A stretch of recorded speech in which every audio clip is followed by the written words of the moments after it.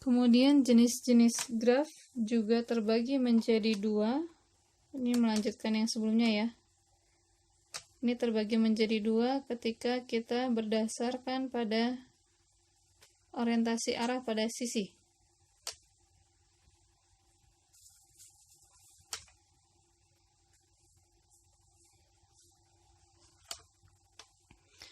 Nah, di sini maksudnya adalah sisinya itu punya arah atau tidak. Jadi jenis yang pertama disebut graf tak berarah. Ini defaultnya ya, bisa dikatakan seperti itu. Jadi graf itu biasanya tidak menggunakan arah defaultnya. Kemudian kalau memang ketika kita mau menjelaskan suatu kasus membutuhkan arah, maka kita gunakan jenis yang kedua, yaitu graf berarah.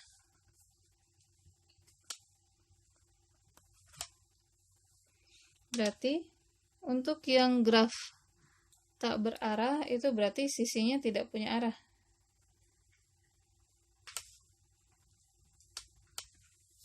Tidak punya orientasi arah.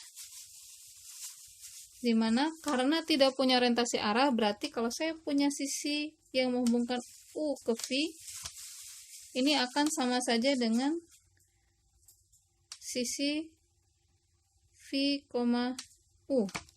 Jadi bolak-balik sama saja gitu ya, karena nggak punya arah. Jadi U ke V sama saja dengan kita membaca V ke U. Jadi kalau misalnya kita mau menuliskan sisi, cukup salah satunya saja.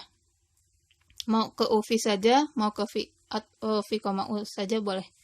Ya, karena sama saja maknanya. Tapi berbeda kalau untuk yang graf berarah, otomatis ini sisinya mengandung arah ya.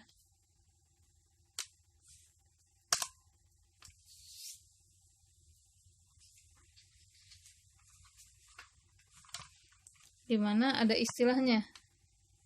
Sisi berarah ini disebut busur.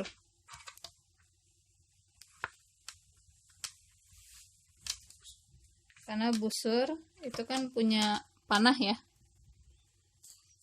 Berikutnya sisi berarah kita sebut dengan busur.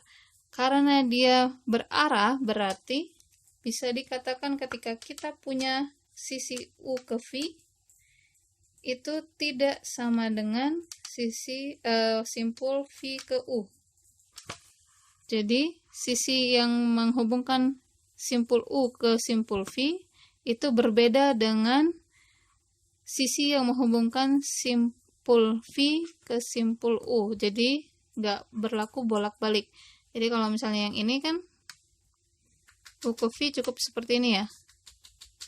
Kita mau nulisnya U, V bisa, V, U pun juga bisa.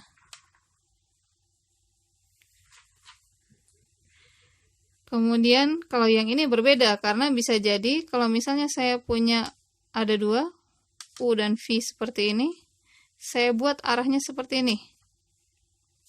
Ini kan berarti U, V, tapi beda dengan V, U. Kalau V, U itu kan berarti dari V ke U. Maka ada istilahnya juga untuk busur. Kalau misalnya saya punya U ke V seperti ini, maka U-nya ini disebut dengan simpul asal.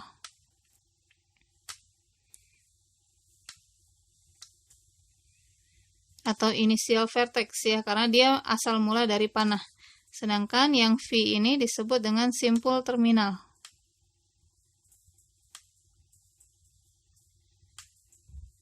Atau terminal vertex.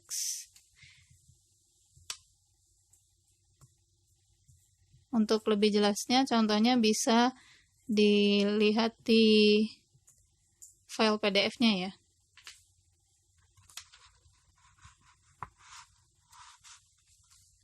Oke, karena tadi kita tahu bahwa graf itu terdiri dari vertex atau simpul dan sisi, maka kalau ditanya kardinalitas graf itu bisa jadi ditanya jumlah simpul atau jumlah sisi ya.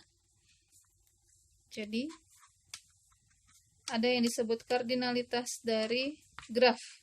Yang kita tahu di materi himpunan, kardinalitas itu adalah banyaknya elemen pada himpunan.